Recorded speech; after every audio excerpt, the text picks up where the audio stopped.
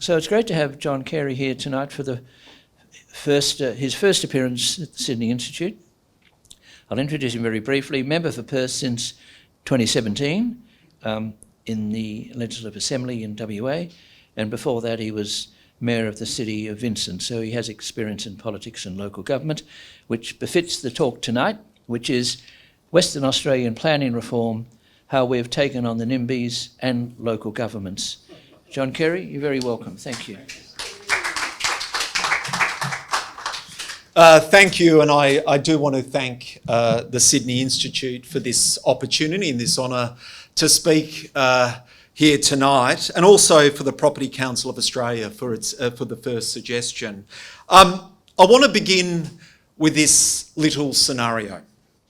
On a dark and stormy night, which is possibly tonight, a foreign power sweeps down the coast of Perth using aerial bombers, threatening a suburban local community and a small piece of essential health infrastructure.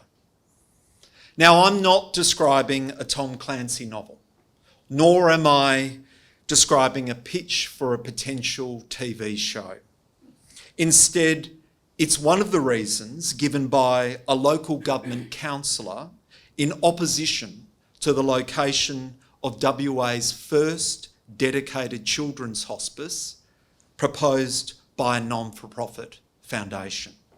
And the councillor, and to paraphrase, said because of the site's proximity to an army base, that if the base got attacked, guess what? The site will suffer damage. It's an extraordinary proposition, one that is not grounded in any practical reality, nor any legitimate or considered planning grounds. And this was only the beginning of the farce that was the council's consideration of the project. And while some may argue it is a more extreme example, it is unfortunately more of a commonplace reality that this type of NIMBYism and local government decision-making has been applying the handbrake on important projects and critically needed housing in Western Australia. A key priority for all states right now is the delivery of housing supply across the continuum, social, affordable, and those provided by the private market. Now, I would like to think that this absurd scenario that I've described is exclusive to Western Australia, but we know it is not. The local government landscape across the country is littered with ill-informed debate and destructive fear-mongering, and it can be a place where reasoned planning advice is simply thrown out of the window. It is often enabled by planning systems and local government processes which can hamper good long-term planning decisions. And this stifles the housing and the density developments that we need. It seems perverse that there are still those who are still prepared to defend the status quo, particularly given the fact that Australia has experienced extraordinary population growth and housing pressure since the COVID pandemic. We cannot accept this, doing the same thing and expecting a different outcome. I'll come back to how WA's planning system has been restructured, but we need to provide a context of the current issues and challenges that we face. Western Australia is seeing extraordinary population growth and housing demand, with the state experiencing the fastest growth, with last year at 2.4%. And understandably so, and excuse the plug here, and some of you will roll your eyes, but Western Australia is a great place to live, work and play. Since 2019, our economy has grown by almost 26%. The strongest of all the states, outpacing the national figure of nearly 16%. And we have the strongest employment figures in last year, again, the strongest in the nation. And our state government is making significant investments to address considerable pressures on our housing market, with a record $5.8 billion investment to boost housing and support homelessness measures. In WA, everything has been put on the table. We have one of the country's most attractive build-to-rent land tax policy settings. We have upfront stamp duty concessions for off-the-plan apartments and townhouses. We're using lazy government land surplus to our needs for housing. We've got large workforce supports and free TAFE and a massive construction program for social and affordable housing. And the breadth of these policy measures have been required, with COVID rapidly and radically reshaping housing demand and how supply is delivered. We've seen how global supply issues were disrupted and put residential construction materials in short supply. Skilled labour shortages globally have proven a critical challenge. And of course, with all these factors in play, we have seen significant cost escalations.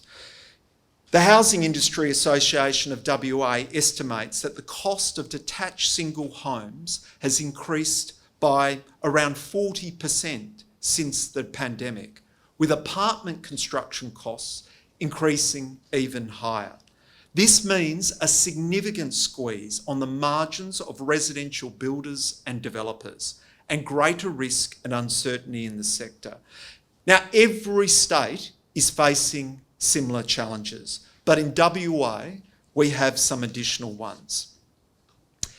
As one of the most sprawling cities in Australia, we have a pattern of development stretching over 140 kilometres along our coastline. Perth has always had a density problem.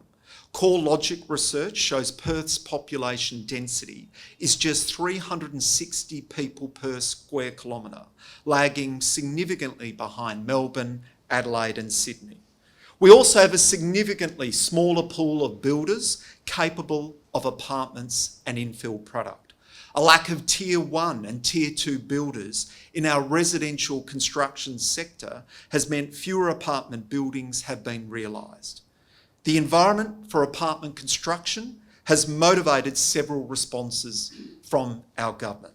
One area is direct support to enable private infill developments to get off the ground, with an $80 million infrastructure fund providing direct rebates per apartment for headwork costs like power and water connection. It is not just across most of Perth.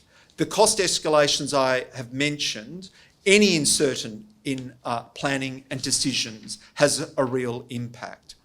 Another key priority is poor productivity in the construction sector. This is a focus with the Productivity Commission's latest estimates that physical productivity in housing construction has reduced so drastically that we're completing half as many homes per hour worked as we did in 1995. Consider this, across the broader economy, labour productivity over the same period has increased 49%. So what has led to this? There are several factors across the decades. A lack of scale in builders, a lack of innovation in building typology and construction methods, and perhaps critically, over-regulation, while with the best of intentions, has simply added to cost upon cost upon cost on residential construction. And I have to say this, there is a common misconception that development in apartment market is always an attractive proposition. This is the truth, that the cost escalations, uncertainty in decision making has led to several WA builders to leave the private residential construction market. It's also part of a political narrative that is easy and convenient to use. Developers are evil and exploitative, without acknowledging the fact that it is often private investment in infill and medium to high density apartments that is such a critical part of WA's housing solutions. It is a narrative often peddled by the Greens, who demand more transit-orientated housing, but when proposed, they've shown across Australia to actively oppose it in an unholy alliance with NIMBY groups. The Greens are like a Tinder date. They look so promising at first swipe, but they're just another catfish. They've never been able to face the realities of housing delivery and happily jump onto the bandwagon to impose infill and density development when it suits their political imperative. That is also why our government have been very cognizant that any further regulatory reforms must be viewed through the lens of cost and additional burden. We all support higher quality housing, and our government has improved design policies to make more livable apartments with pragmatic measures in our planning apartment codes. However, we've worked hard to ensure that the perfect is not the enemy of the good. Theoretical, excellent designed houses or apartments that don't rise out of the ground, they don't house any people. And finally, our government has undertaken the most ambitious and comprehensive planning reforms in Western Australia in decades. I need to be frank, the planning system in Western Australia became too complex, too slow, and too risk adverse. Local planning schemes varied wildly across the state. Approval processes were inconsistent. Duplication and red tape were delaying much needed housing, and people often forget other commercial and industrial development. What we heard repeatedly from developers, builders, community housing providers, planners, and even some local governments, the intent was there, but the system was holding us back.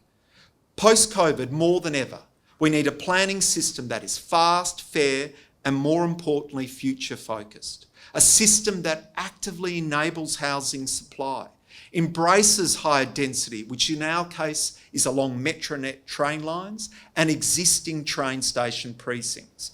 Now, this ambition is in line with the aspirations of National Cabinet, which has prioritised regulatory reform of planning systems across the country to accelerate the delivery of housing. And in fact, in a rare instance, both sides of politics have recognised this need. As current Housing and Cities Minister Claire O'Neill recently noted, and I do want to quote, "It is too hard to build a house in our country today. And one of the reasons for that is over a 40-year period, the Commonwealth, state and territory, and local government have been putting in place rules and regulations that are slowing us down and holding us back from building the housing we need." And last year, Senator Andrew Bragg, now the Housing Shadow Minister, said this: "NIMBYism is poison for young people, and when you see councils and states block developments, particularly apartment buildings, this is a disaster for young people." We don't run the planning system in Canberra, but we have to find a way to get local councils and states to actually do the heavy lifting. Now, I do want to address NIMBYism, or as I call them, the banana people. Build absolutely nothing anywhere near anything.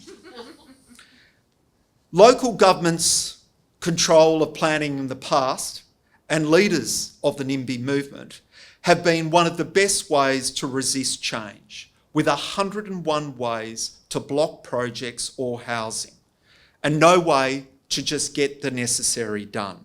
In fact, in some instances, it can be a deliberate ploy by local government.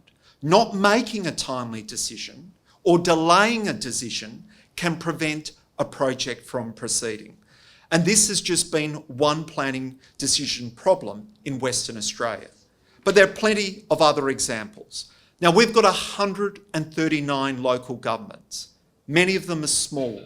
And a culture has been created which sees the demands of the very few can prevail.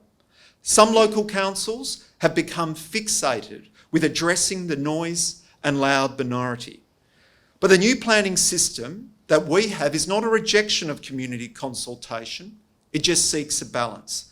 Our government has in fact broadened the consultation model for major projects through introducing a radius model and broaden accessibility to and transparency of the decision-making process. But this is the harsh truth. Community consultation is commonly structured across the country in one particular way. Community consultations on apartment developments put the concerns and demands of existing property owners over those of potential future residents. Now, obviously, this is because current owners are directly affected by changes in their neighbourhood's density, while any future residents are not yet part of that community discussion. But this focus can result in a disproportionate influence on development decisions and hinders the creation of more diverse and affordable housing options. And so this is where local government does have a role to play. It is vital in setting the tone and guiding any strategic approaches and policies that they pursue. Now look, I've been the mayor of an inner city council in WA, so I do get how tough it can be to sell change and sell density. But in the worst instance, some local government leaders and governments are not prepared to undertake any meaningful engagement on the need for more infill and density, even if that development is limited to transport corridors and train station precincts. In fact, sometimes they pander to the worst fears of residents regarding infill and density. In what can only be described as a bit of a Perth moment, with existing schools surrounded by housing density in around the world, some local governments in Perth enable arguments that suggest high-rise apartments will facilitate predatory behaviour or seedy overlooking of nearby schools. That argument has even been used by the Leader of the Opposition in the WA, who referred to concerns about sending a child to a primary school with high-rise apartments nearby. The other common argument is that development will devalue real estate in the local community. The reality is vastly different. Great cities around the world have embraced well-designed medium and high-density living close to transit-orientated corridors or station precincts where there is significant access to services, education, training, work and recreation. Smart cities and towns look to density as creating the vibrant hubs, providing critical housing choice and supporting local economies. And I have to say there are local governments in Western Australia who are embracing this direction and working hard to take their local communities on a journey towards that vision. But it is because of the naysayers our government has been bold, resolute and clear in the need to reform our planning system, to provide greater certainty in the process, to enable greater consistency in decision making, and to ensure we have the best policy settings to allow medium to high density that Perth critically needs. Now, for those non-planning nerds in the room, and I am a nerd and a geek, I can describe it swiftly and briefly. It allows proponents to bypass a local government where they have a poor record or lack the capability to manage decision making. In short, any residential or mixed-use project other than a single home with a value exceeding $2 million can bypass local government decision making if the proponent chooses to do so. Under the Development Assessment Panel system, our 5-member panels consist of 3 qualified, experienced planning professionals and 2 local elected officials from the relevant council area. Now, this is a balanced approach which ensures local representation input but elevates professional planning expertise, putting it front and centre of each decision, with due regard given to both state strategic policies and local planning schemes. And credit where credit is due. The DAP system, it was a lot more complicated, was actually first established by a former Liberal state government and Liberal Minister John Day, back in a time when there was significant bipartisanship on planning in WA because of the recognised need. At the time, it generally just applied to apartment developments. However, the Cook Labor government supercharged this system last April. We relaxed the type of residential development to now include any type of unit projects, introduced full DAP members employed by the state, and consolidated those development assessment panels to just 3: an inner metro panel, an outer metro panel, and a regional panel. That's for the whole state. So there is increased consistency in decision making across the system.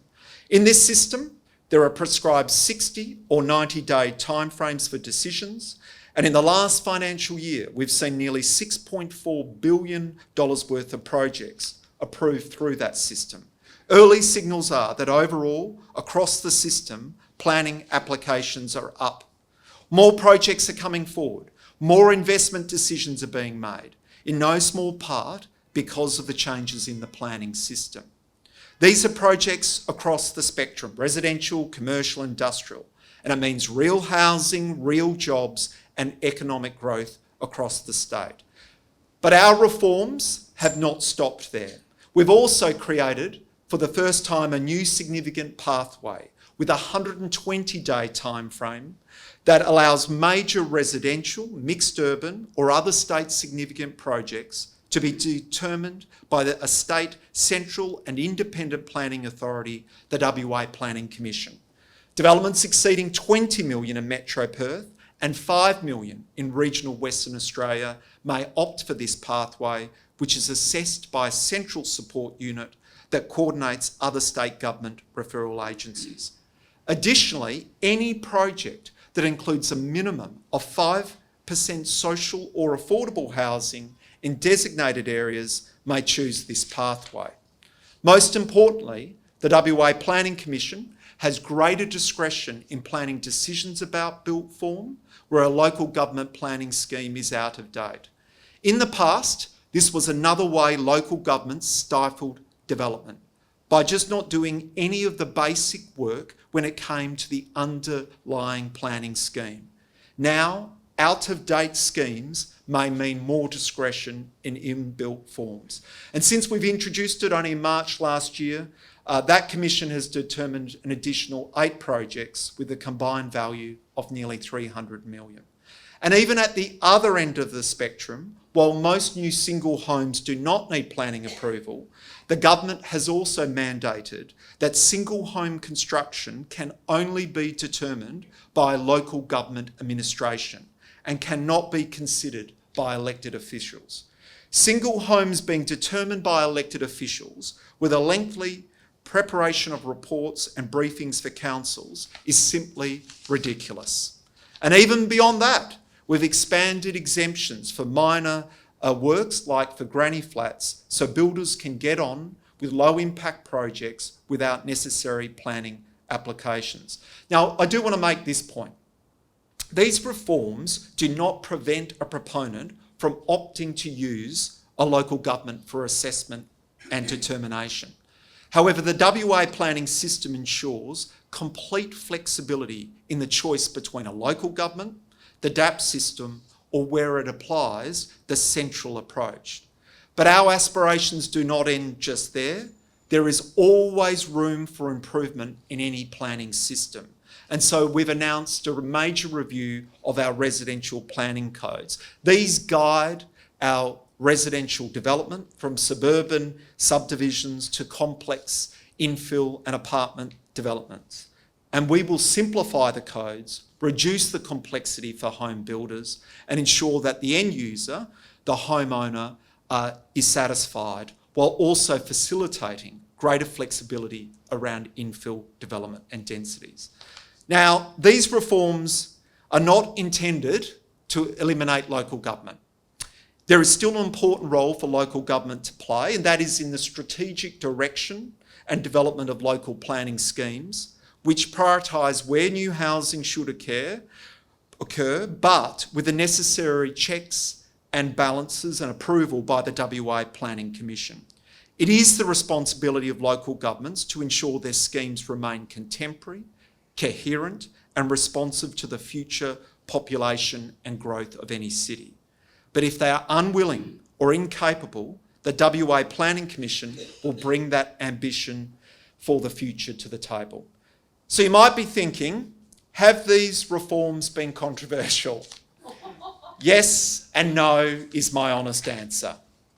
For these reasons, there remain local government elected officials and NIMBY groups who at every opportunity oppose new infill and density development. Any project is too high, too bulky, does not have the correct design. However, there is a growing counter trend seen among millennials and those younger generations beyond who currently have fewer or no housing options. Who wouldn't genuinely like to live in the suburb or community where they grew up? Most can't because of a lack of housing options. So what is encouraging is that across Australia and through the NIMBY movement, we're seeing more of these people step up in the local community, social media groups, public debates, or even in the local newspaper, or even be prepared to stand up and provide a deputation at that meeting in support of housing diversity and density. And I have to say this, I strongly support the growth of NIMBY groups that is now spreading throughout Australia.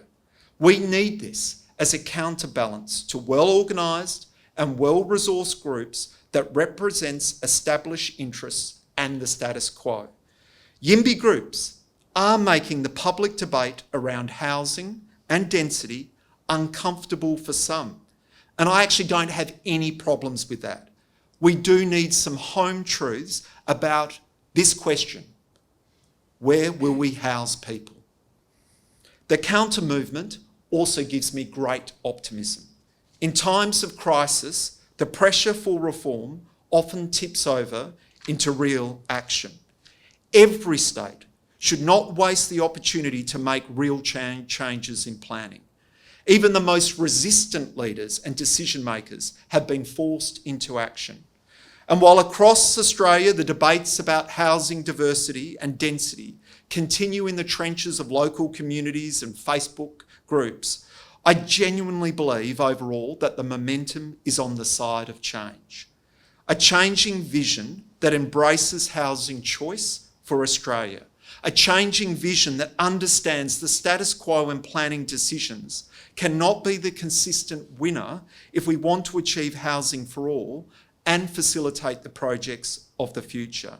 And a changing vision that embraces more density close to the services, amenities and jobs that make for great integrated communities. Thank you.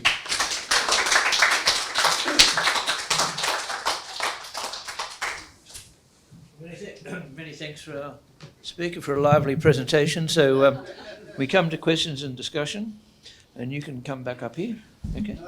And no, hang on. I'm running this. Okay. All right.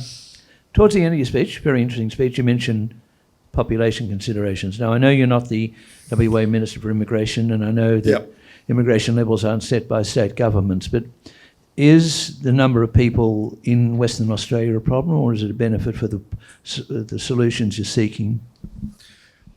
Yeah, look, this is of the federal arena, and of course we're seeing the ongoing debate. But I do need to be clear on this, that we need population, particularly we want specific streams of population, which is skilled workers.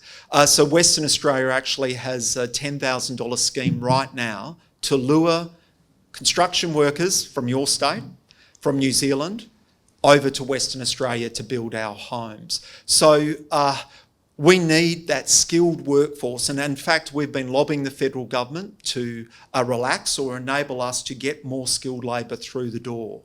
So I take it from that point of view that Western Australia is a booming economy. We're growing, population growth is part of that, but what we're after is a skilled labour workforce.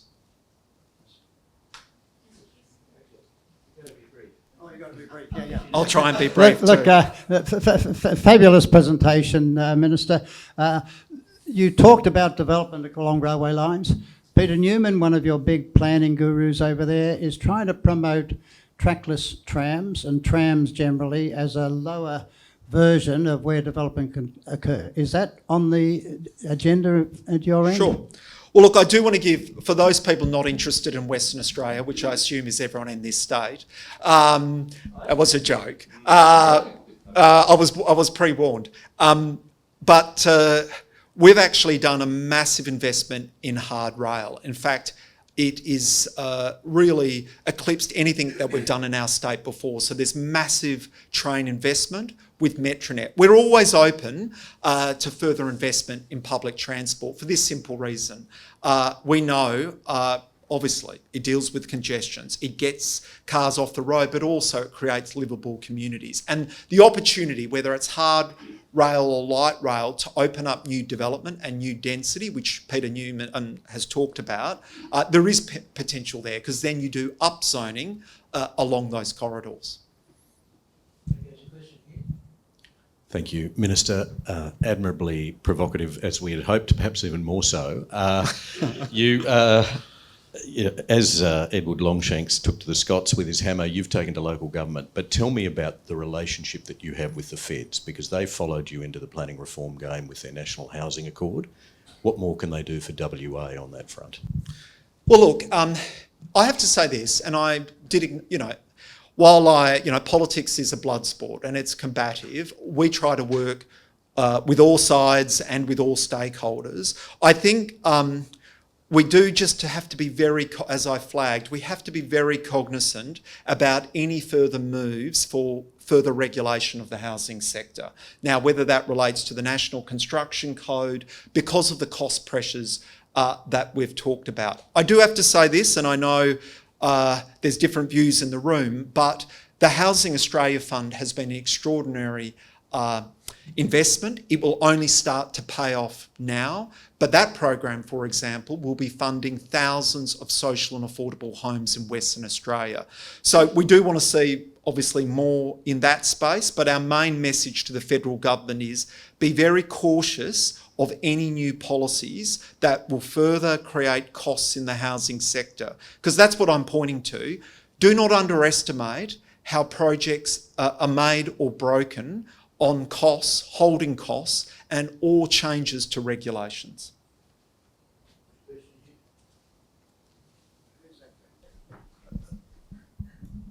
Minister, thank you. Just a comment on the idea, the concept of just putting medium and high density housing on transport centres, etc. Brilliant.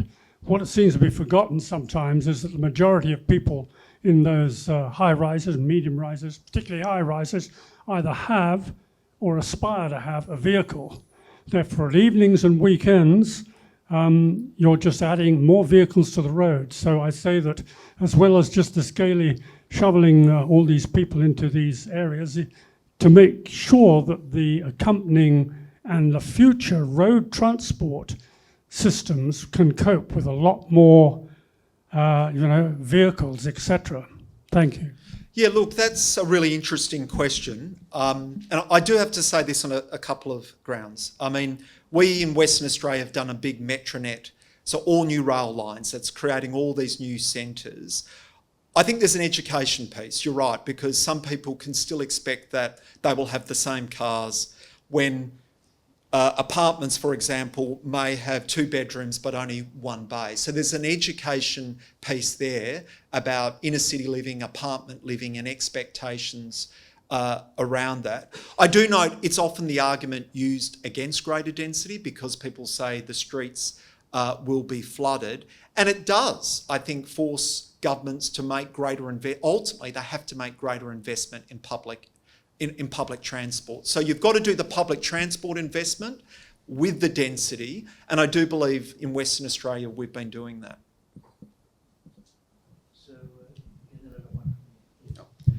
G'day, Minister. Beautiful speech. I think a lot of the focus when it comes to planning tends to focus on residential development, be it medium and high density. And a lot of the conversation seems to fall when it comes to commercial and retail planning. And these are the supporting facilities, infrastructure, and services that support the medium and high-rise residential. Has the WA planning scheme accounted for this, and has it been successful in looking at commercial and retail? Yeah, so that's a good question. Look, I should have said that the planning approval system that we've created is also now heavily used by the commercial development sector. So the same route for a major residential you can now use for the commercial sector, which they're doing, and they're moving in a very fast pace.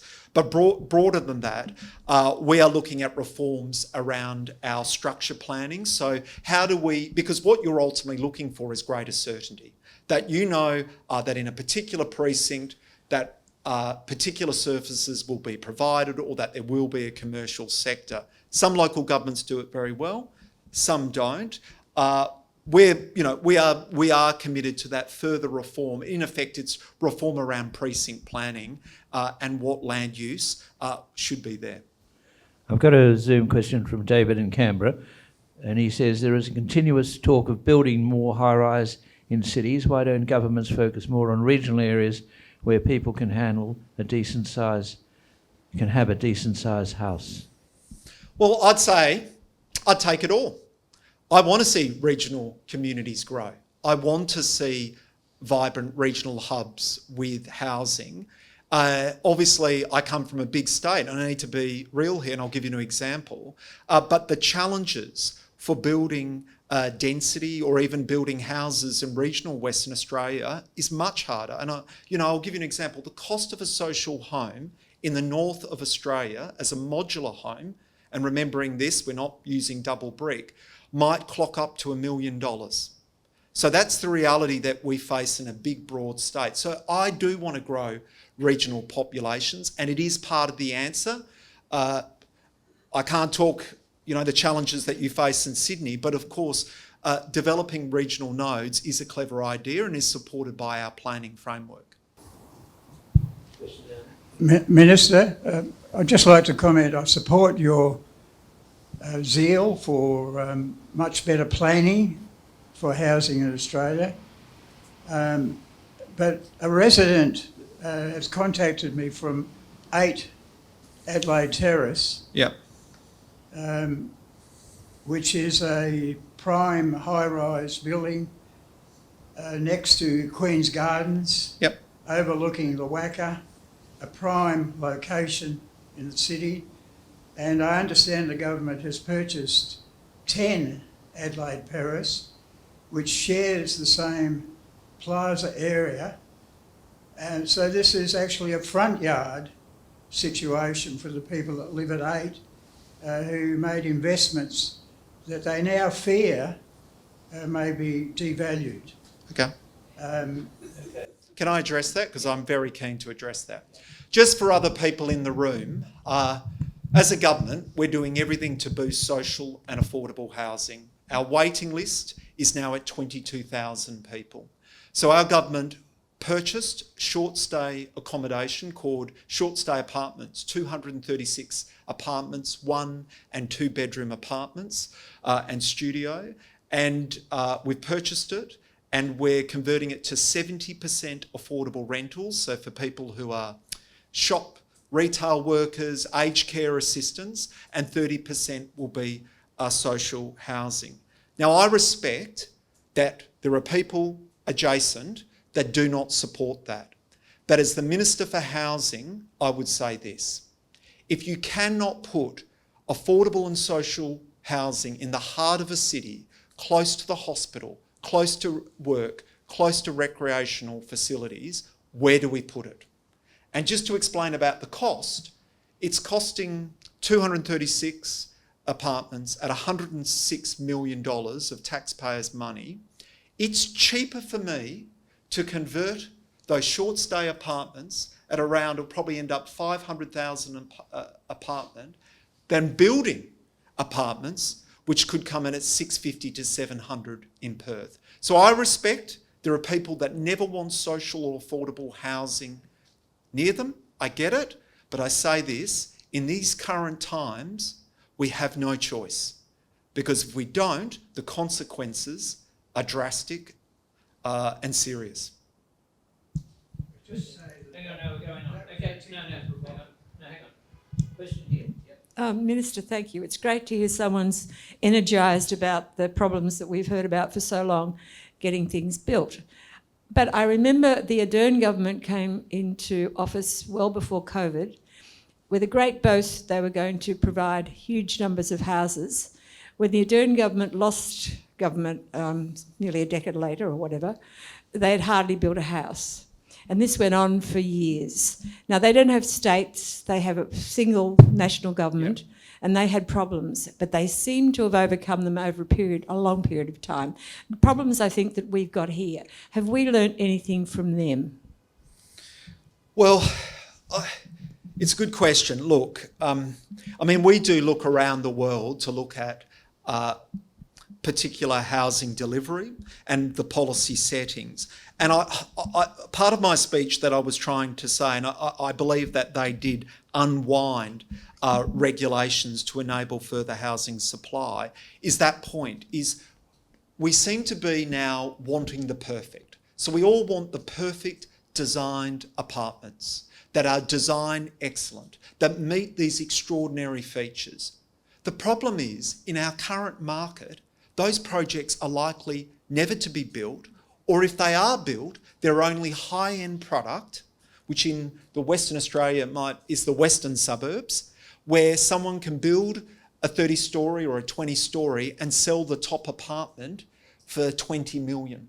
And so that's the point I'm making is, of course we want good design apartments, but at the same time, we have to understand the realities of the current construction market and how it is blocking supply. And I'm just saying every decision maker in every state needs to understand that with any regulatory reform, because there could be a hidden cost that has serious consequences for the delivery of a project.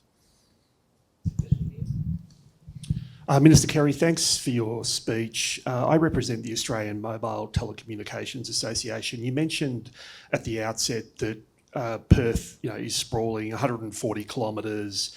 There's 139 councils. Our members are trying to provide mobile service and that infrastructure to those growth areas.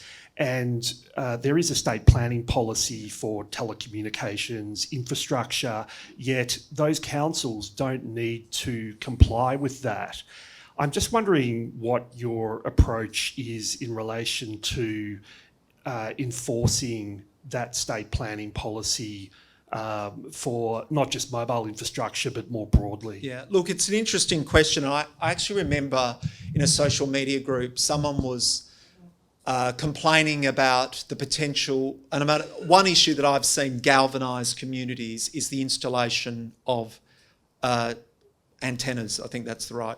And what's really funny, I remember one debate was people were complaining about their lack of phone mobile coverage and being able to post in the group, but then were actually advocating against the mobile antenna that was going to be perched. So I think there's this real disconnection about what they do and the service they provide. Look, I'm always happy to have a discussion with the industry, because I do understand that some of the problems, and some local governments are really good. They go out of their way to facilitate. They even provide a public building because it's easier. Others can just oppose it because of few voices. So it does fit in that NIMBY space because we know we need it, yet people oppose it.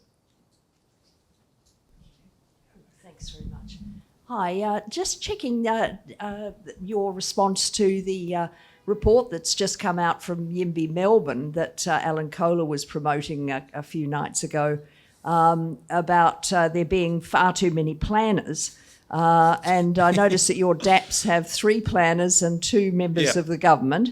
Nobody's actually representing, it seems to me, the pragmatic side of development. In other words, it seems to me that developers are, or anyone who's in the development industry, and I notice NIMBY bans people in the development industry, and your government obviously doesn't want them on your DAPs.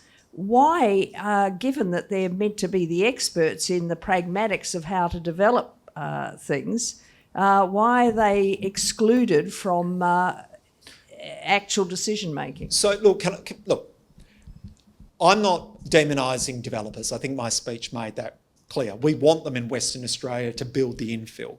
But there is also about perceived conflicts of interest or conflicts of interest. And I understand, and I say this respectfully, I think in every state there is distrust in planning systems, and there could be a range of historical reasons or even specific factors in each state. We don't have some of those factors that have been in New South Wales.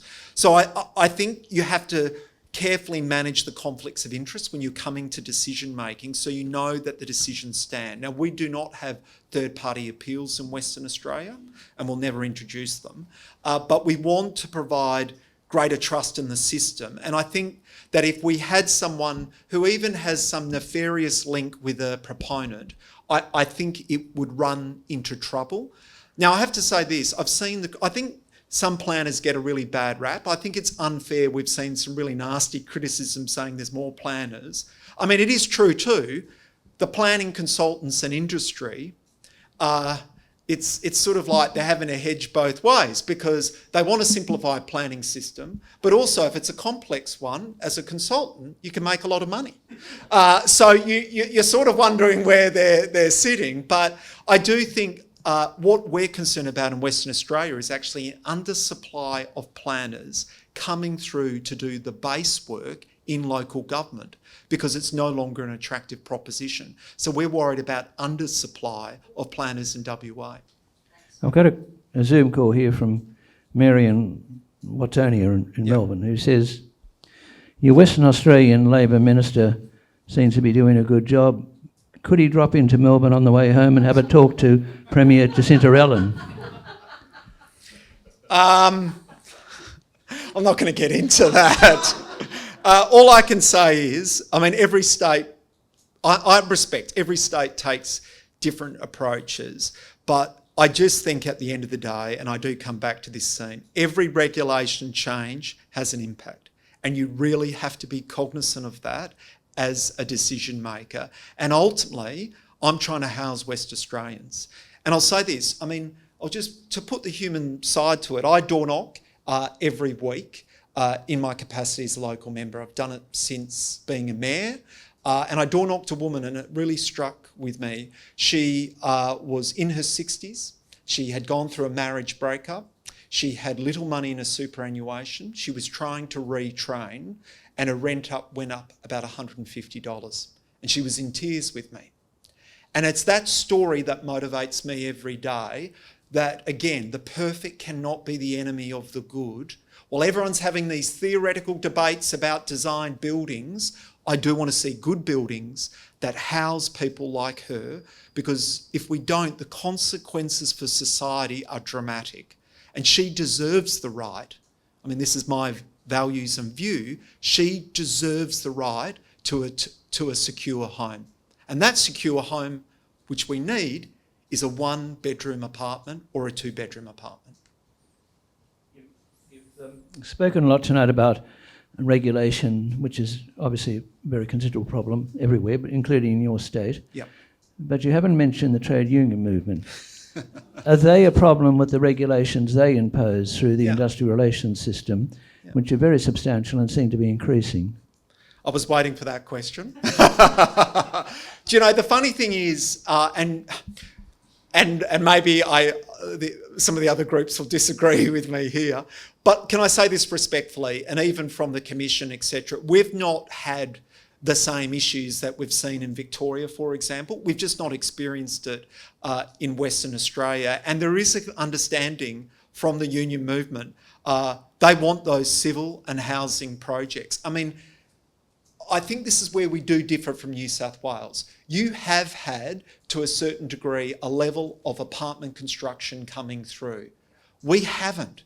And so you are seeing a broader coalition of all stakeholders saying we need to fire up and get apartment construction going, and they benefit from it. So I don't see the same sort of wars that you've seen on the East Coast that we've not seen in Western Australia. Now that you mention New South Wales, can I tell you that there are some areas of Sydney where there's a fair amount of fatigue because of apartment building. Now, notwithstanding the good that we want to house people, but there are streets that have had 3, 4, 5 years of continuous development. There are also, in some very well-to-do areas in Sydney, recent fantastic-looking apartments that have won design awards. And I can tell you, I know one block in particular where each owner will now have to pay a $75,000 levy to fix some of the faulty building work. So, I mean, what sort of measures have you got for, one, fatigue, and two, to make sure, without, demeaning regulation, but without, to make sure that we are actually building houses that will last 2, 3, 4, 5 years, let alone 20. And you're right. Look, so on the first, I would say this, that we don't have the same fatigue because we need the construction. So, but I do think it is also about trying to share the load. And by that I mean is that's where strategic planning comes in place, where what we've found in Western Australia, and it may be the case in New South Wales, particular councils and particular suburbs get on board and they carry the weight for the city around density, where others just put up the roadblocks and nothing happens there. So that is where the role of the state. So I do accept you can get fatigue where there's ongoing construction or density, and that's where the role of the state government, in our case it's the WA Planning Commission, to provide that very strong strategic oversight. So it's not just 1 or 2 suburbs. And I have to say it's the same with social housing delivery. Everyone wants me just to deliver the social housing where it's being delivered, not in other suburbs which are not to be, are not to include social housing. Now, we've not taken that approach. In terms of the second, yes, you're right. We do have, obviously we have concerns. Again, we've not faced the same problems, although the cladding issue was something that was particular and there was policies and manoeuvres around that. But I do want to say this. You have regulations that do make sure that you get good quality developments and that they are safe for people that live them. I suppose what I'm referring to now is that we seem to be overreaching when it comes to design, when it's coming to other requirements. And so, for example, our residential codes are so thick and you're trying to work out, I just want to create a nice backyard and I've got like 20 pages to try to navigate to work out. I think people would rather, like you seem to suggest, know that they're moving into an apartment that is safe, that has no major defaults or defects, rather than all this other exponential regulation that doesn't actually enable that. I mean, it shocks me a building gets design excellence and yet there's major defaults. That means that those poor property owners are paying $75,000. Yeah. Okay. All right. Sounds like I'm getting the lucky last question. Minister, where you've experienced those instances of NIMBYism within councils and local governments that are blocking new projects and blocking new developments, what is the sort of carrot and stick method you have to incentivise new developments in those areas? I look at places in Sydney, those well-to-do suburbs, where you're getting councils that are purely against new developments, against new housing, against new apartments. Yeah. And we have no say in those areas because, one, we don't live in those areas, even though we would like to. We can't afford to buy a house in those areas, but we could afford to buy, let's say, an apartment. How do we convince them that, hey, stop blocking development and, embrace population growth? So, well, I mean, it is difficult in New South Wales. My understanding ultimately is local governments create their own local planning schemes, whereas in Western Australia, any scheme or amendments to the scheme must be reviewed by the WA Planning Commission and ultimately approved by myself as the Minister.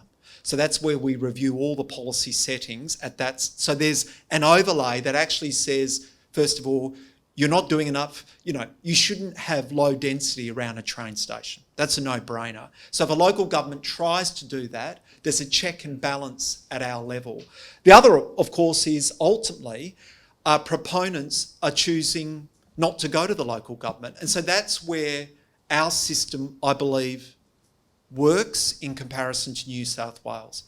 We do have good local governments, particularly in regional Western Australia, where a proponent will go to the local government to assess and determine their application. But where we have councils, and I have to admit, they do tend to navigate towards our western suburbs, clear the coast, a proponent can go not to the council, they go straight to the Development Assessment Panel, or they go to the WA Planning Commission, and the decision is not made by the local council. So there's good performing local governments actually find proponents will come to them because they can be faster. The poor ones, you can bypass the poor local government. Let's go to a final question from Jennifer in Adelaide, who raises the issue of social housing. Yep. And she says that years ago, I think what were called the housing commissions were very popular, but the problem was, she says, that people who had gone into them with relatively low income had become quite rich and stayed in them. Yeah. So what's the modern solution to social housing? Is that still a problem? Can you move people on once their circumstances change? Yes, and we do, and we have to, because we have a set income limit. But I have to say this, and this is which I think has been missed by some people. The old model, which was done in most states, was that the government, as the public housing authority or landlord, built it and ran it. What we're seeing now in New South Wales and across the country is the community housing model, where you will get a development, there will be a mix. So you'll have social housing that might be 30%, you'll have affordable rentals that might be 40%, and then you might actually have private rentals. So there is a change now, and that is managed by a community housing provider who will have staff on site and even tenant support services. And so it allows flexibility where someone might have been in a social home, they get a job, they can actually stay in the building and move across to the affordable rental. So the system is changing. There is auditing, but the model is changing to allowing more diverse approaches and needs. Just one final question. If you came back here in 2 years' time, what would you hope to have achieved and be able to tell us about? Number one, that I've continued to deliver on our record social housing delivery since being Minister. Of delivered 3,300 social homes in the tightest construction market, but also that we have facilitated real density around transit corridors and in-station precincts, and we're creating that vision of vibrant hubs, which we desperately need. Many thanks. No worries.